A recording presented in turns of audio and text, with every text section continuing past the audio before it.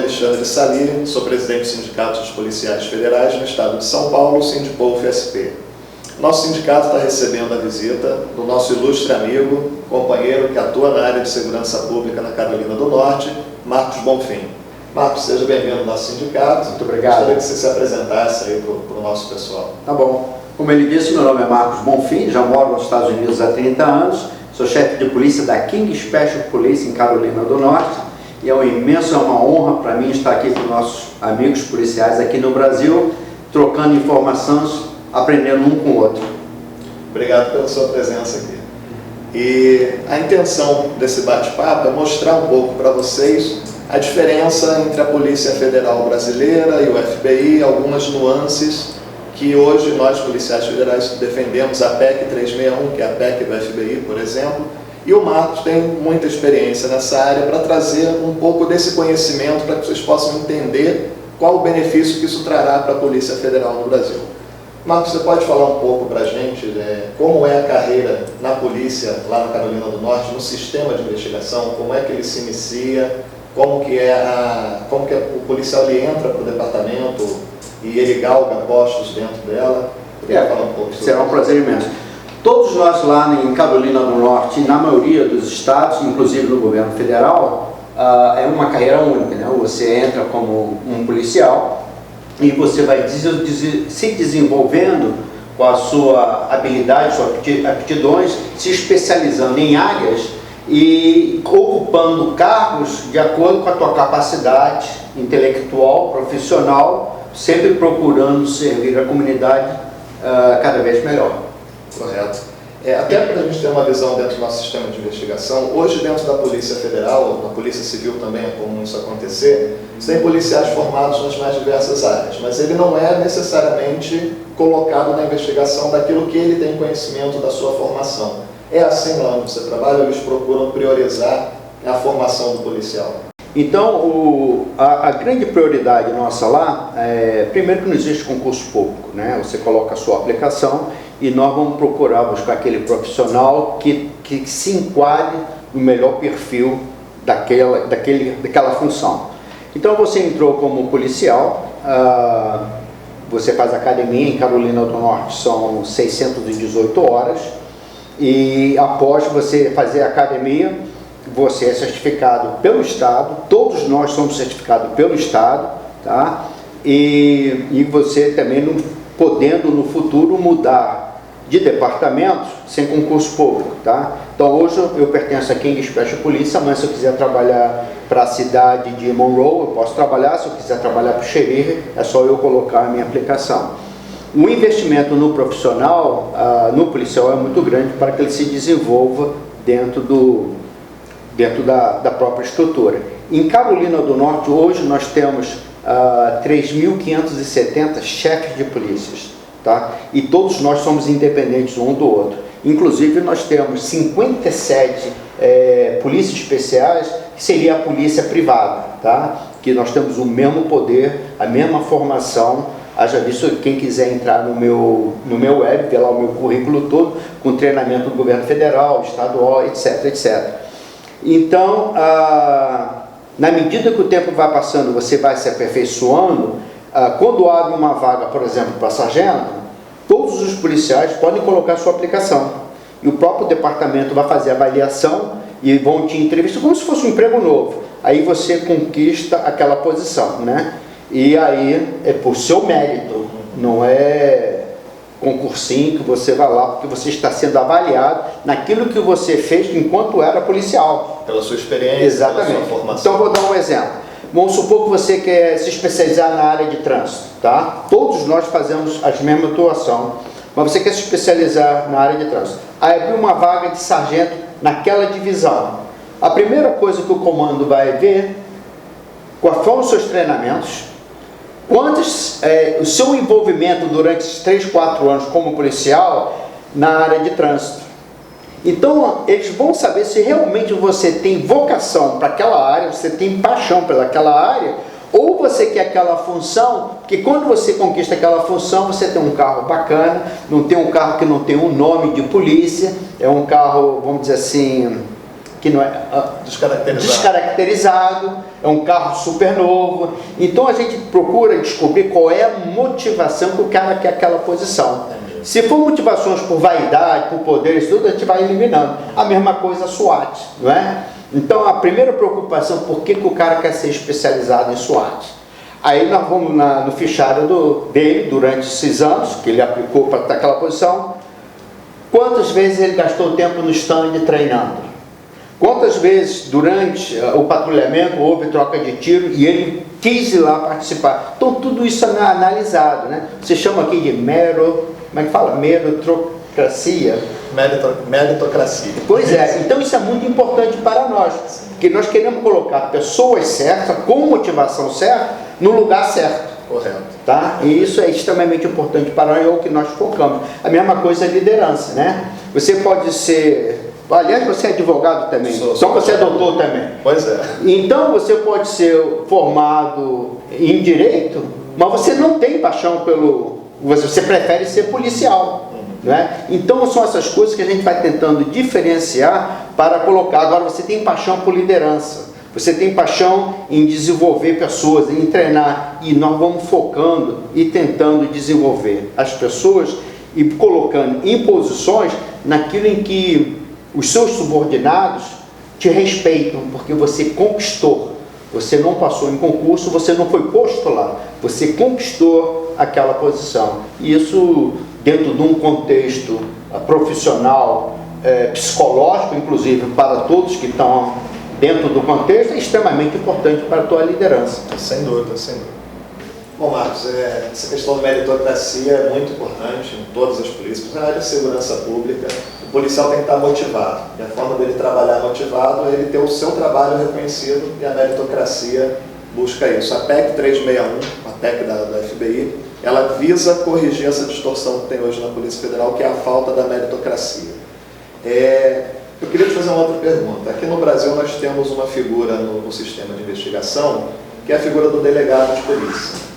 Ele acaba exercendo uma função meramente burocrática, onde o seu papel seria prioritariamente presidir inquérito policial, que é a peça da investigação. E ele não deveria exercer chefias, funções que não dizem respeito, que tirem ele da presidência do inquérito. Ele estaria numa espécie de desvio de função. A finalidade dele é presidir o inquérito. E nós temos um problema que isso gera um atraso na investigação, os nossos inquéritos se arrastam por anos, décadas, e você perde prova, você perde o autor do crime, e quando chega ao final nós só temos 8% de solução desses crimes por conta dessa burocracia. Existe essa figura do delegado de polícia no sistema de investigação de vocês, que nós, quando vamos produzir a prova, nós temos o delegado entre o Ministério Público e a polícia. E ele acaba fazendo essas vezes um despachante, um atravessador do sistema de investigação, o que acaba atrapalhando demais. Vocês têm esse sistema, né? Funciona mais ou menos assim? Não existe a função de delegado. Tá? Quem indicia, quem é o responsável pelo crime que acabou de acontecer, é o policial que está respondendo ou assistindo aquele acontecimento. Então ele é o responsável. Então nós falamos do ciclo completo, né, que está aí na moda do ciclo completo. São 3 fases. Prendeu, levou para o presídio rotativo, que é a responsabilidade do xerife. Enquanto o xerife está fazendo o booking, você faz o teu inquérito policial, 2 páginas. 2 páginas. 2 páginas. A primeira é só nome, endereço, onde trabalha, se trabalha e tal. E a outra parte é a narrativa, aquilo que você fez, tá? Acabando dali, você volta, ou o xerife, ou você leva o suspeito à presença do magistrado, que ele fica dentro daquela cadeia rotativa, tá? Você jura aquilo que você fez, e o magistrado, ele ali mesmo decide se vai dar fiança, se continua preso, se o suspeito vai ter que aparecer na frente do juiz. Por quê? Porque o magistrado, embora ele tenha a função de juiz, ele não é juiz. E muito menos advogado. Não é ele que vai julgar o processo. Não, ele vai fazer, vamos dizer assim, aquela parte técnica, tá? Tá tudo no computador. Como é que você consegue ser magistrado nos Estados Unidos? Qualquer outra pessoa, basta você ter um bacharel, tá? você vai no cartório do seu condado, você coloca a sua aplicação, o clerk, o responsável, vamos dizer aqui, seria, quem é o responsável por um cartório? O tabelião. O tabelião. Ele analisa, manda 2 ou 3 aplicações para o juiz, e o juiz seleciona quem vai ser o magistrado. Tá? O magistrado ele trabalha 24 horas dentro do presídio, dessa cadeia rotativa. Então ele determina. Agora, se for um crime sério, um homicídio ou uma violência doméstica, que é a mulher que está especializada, o magistrado não tem poder de decidir nada, só mantém preso até essa pessoa comparecer na frente do juiz. Que o juiz também é eleito pelo povo, assim como o promotor também é eleito pelo povo. Mas a função, a responsabilidade é do policial. Sim. Tá? Então, o policial ele tem que ser bastante maduro profissionalmente e relatar na sua narrativa exatamente o que aconteceu. E acabou. Ser fiel àquilo que ele contou. Exatamente, porque senão ele vai ser responsabilizado. E dali para frente é problema de justiça. Tá? Já vira um processo criminal. Já vira um processo, é problema de promotor. Aí nós passamos a ser testemunha, é ocular que se fala? Testemunha ocular daquilo que nós fizemos para o promotor. Certo. E o promotor vai ver aquilo tudo, nós vamos à frente do juiz, jurando o juiz no dia da corte, contamos já o que está escrito. O advogado de defesa tem todo o direito de nos questionarmos, tecnicamente, ou naquilo que aconteceu, e sai a decisão. Agora, se é um caso de homicídio, vamos lá para o homicídio, tá?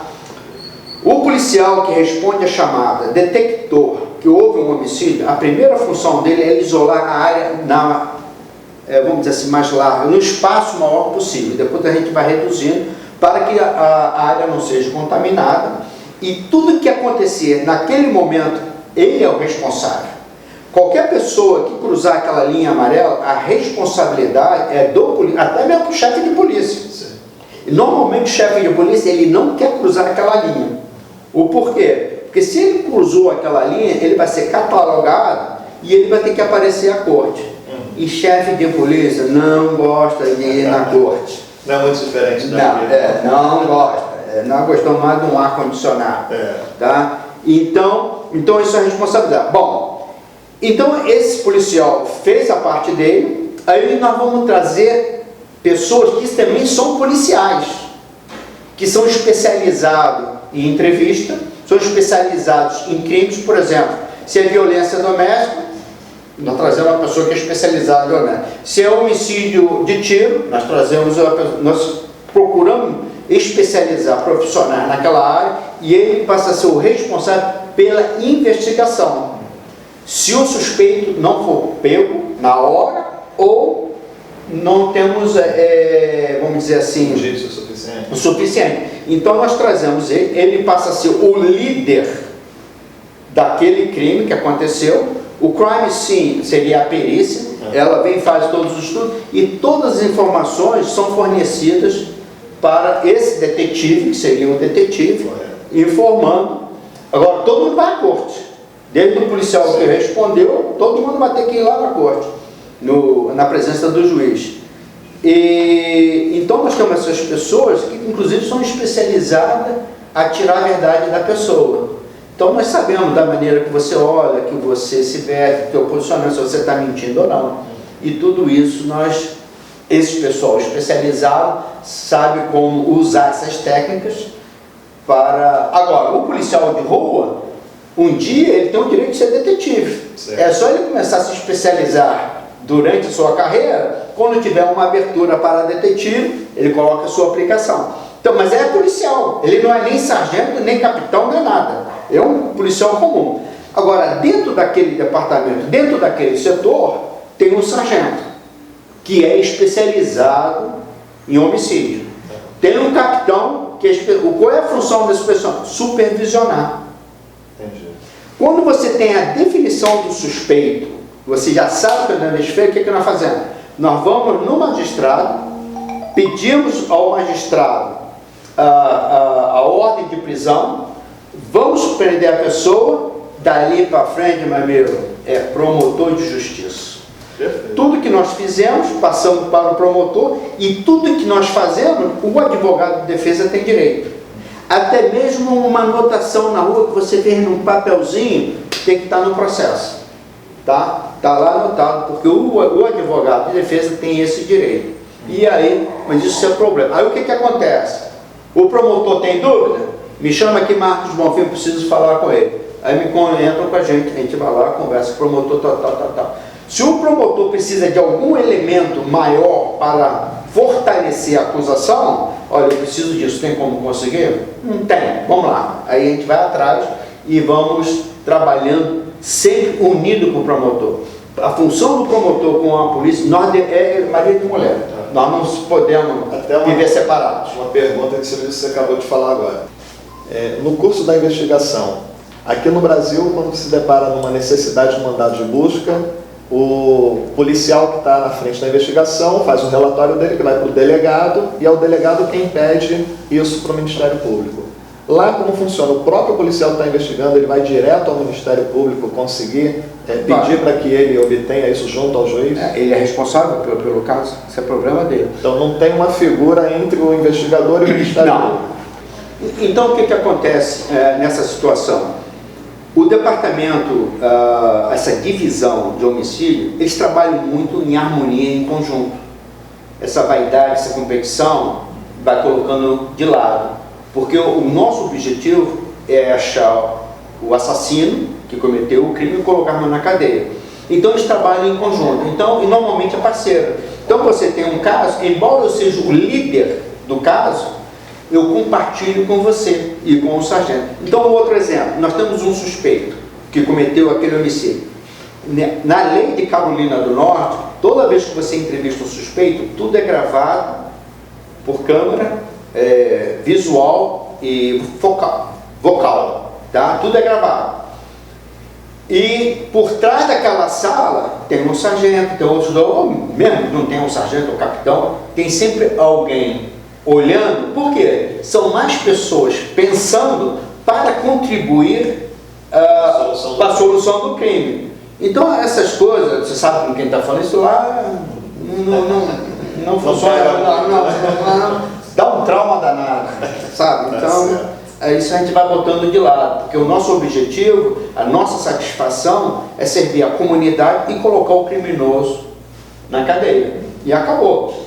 Quanto à sentença, é problema de juiz. Também a gente não quer saber se o juiz absolveu, se não absolveu, a gente pega ele na próxima. Então a nossa função é descobrir aquilo. Agora, nós procuramos trabalhar ao máximo dentro do... A hierarquia mesmo, vamos dizer assim, pesada é na academia, quando você está na academia. A hierarquia, eles querem... Por que eles fazem isso? Eles querem ver se você realmente aguenta o tranco. Mas depois que saiu da academia, o relacionamento é totalmente diferente. Tá? Não tem esse negócio de doutor, excelência, sabe, o tratamento. Você é um policial como eu sou, com funções diferentes. Sim. Eu sou um policial. A minha função é de chefe, chief police, mas eu sou um policial. E acabou. E eu, quando qualquer ação que eu faço, mesmo sendo da King Special Police, eu quando boto o uniforme estou representando o Estado. Correto. Isso. Bom, Marcos, você tem conhecimento, nós estamos numa campanha aqui na Polícia Federal, onde 90% dos policiais federais busca a modernização do sistema de investigação e uma reforma na Polícia Federal. Nós temos a PEC 361, que é a PEC do FBI, e visa essa modificação do nosso sistema da Polícia Federal, para que a gente possa buscar o que você falou muito bem no nosso bate-papo, a meritocracia, o conhecimento e o reconhecimento da necessidade do policial trabalhar naquilo que ele efetivamente conhece, para que ele esteja motivado para exercer a sua função. Você poderia falar um pouco para a gente do que você imagina dessa nossa PEC do FBI junto com um comparativo como é o FBI? A 361, eu, na minha opinião, como um profissional de segurança pública, extremamente importante que todos os nossos policiais estejam motivados para trabalhar. O que não pode acontecer num país da dimensão que nós temos e com tanta diversificação, nós temos tantas pessoas insatisfeitas, desmotivadas a trabalhar. E isso prejudica não só as investigações, como a um sistema todo, sistema jurídico, judicial, toda a estrutura é abalada, né? Então, o que eu acho que nós temos que pensar é pensarmos como um policial, com funções diferentes, somando para que nós possamos fazer que a justiça prevaleça. E é isso aí. Acredito muito nessa estrutura dessa que vocês estão fazendo da 361, que o cara comece de baixo e quando ele chegar lá em cima, ele sabe exatamente o que o de baixo passou. Isso faz uma diferença total. Marcos, obrigado. Agradeço a sua participação aqui, disponibilização do seu tempo. Uma honra você ter vindo aqui participar com a gente desse bate-papo. E peço a vocês que apoiem a PEC do FBI, a PEC 361. Basta entrar no site www.petiçãopublica.com.br, digitar PEC do FBI. Aparecendo a PEC, assine eletronicamente pela internet, é rápido e você vai ajudar a Polícia Federal a ter um sistema mais eficiente e célere na investigação dos crimes. Marcos, gostaria de deixar uma mensagem para o nosso pessoal? Sim, a honra foi toda minha, tá? Realmente sou brasileiro, embora esteja 30 anos lá nos Estados Unidos, a minha paixão ainda é o Brasil.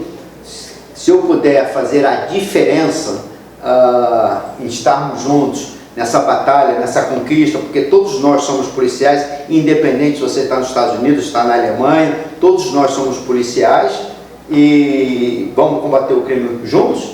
E é uma honra para mim tremenda e olha, eu dou todo o meu apoio à PEC 361, vocês merecem. Obrigado.